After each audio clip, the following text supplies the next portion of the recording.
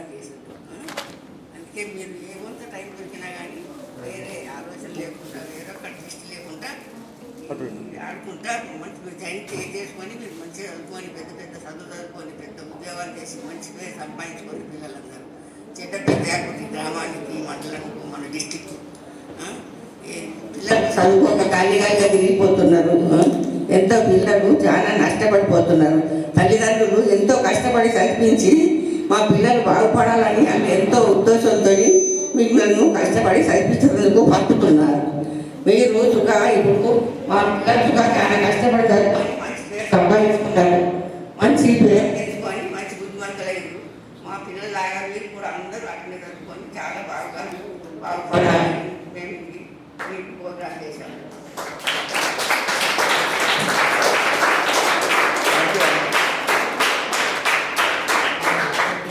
Thank you. Booklet is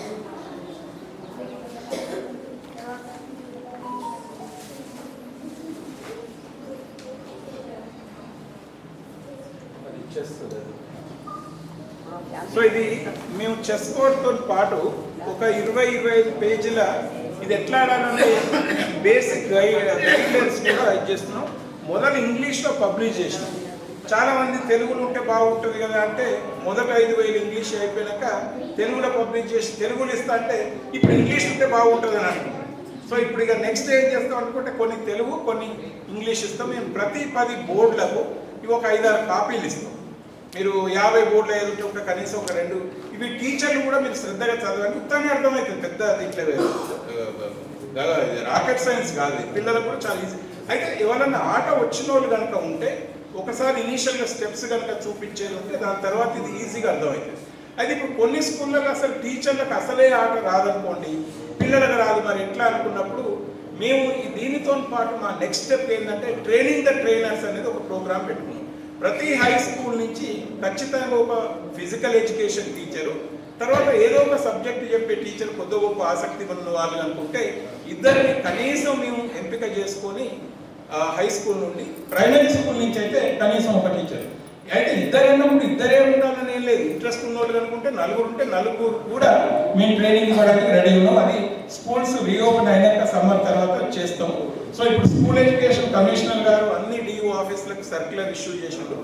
ఇదంతా facilitate చేయండి. అది కూడా మేము అది షేర్ చేస్తాం ఎంఏఓ గారికి.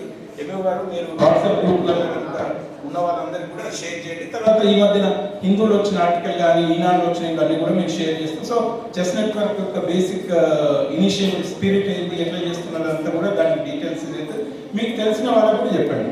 సిమిలర్గా రిటైర్ అయిన టీచర్లు ఉన్నారు, తర్వాత వాలంటీర్ చేయడానికి ఆసక్తి ఉన్న వాళ్ళు ఉన్నారు. వీళ్ళందరికీ కూడా ఎంగేజ్ చేయండి.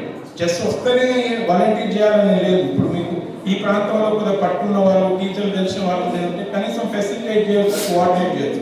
సో వాలంటీర్గా కానీ లేకపోతే మీ పిల్లలు బయట ఎక్కడ నుండి మంచిగా సెటిల్ అయి ఉంటే వాళ్ళకి ఆసక్తి ఉంటే రేపు ఇక్కడ పోటీలు మనకు స్పాన్సర్ చేయడం కానీ రకరకాలుగా. సో చెస్ నెట్వర్క్ అనేది అందరికీ సంబంధించిన ఇది. చెస్ నెట్వర్క్ మొదటి నుంచే ఇట్స్ ఏ మూవ్మెంట్ అని డిఫైన్ చేసినాం. మూవ్మెంట్ అంటే అందరు మీరు భాగస్వాములు అయితేనే మేము అనుకునేది తెలియదు.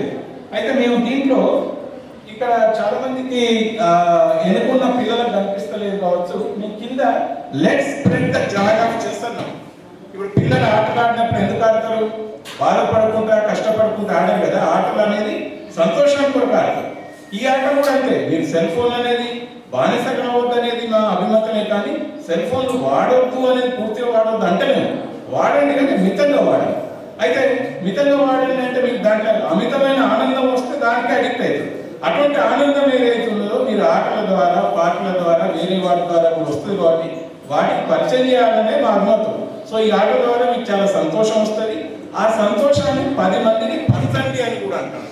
అయితే దీని మీద మేము పాప ఒకసారి వస్తాను. ఇగో ఒకసారి ఎవరో అంటే పట్టుకోండి. వాళ్ళని చదువు అని అంటాను.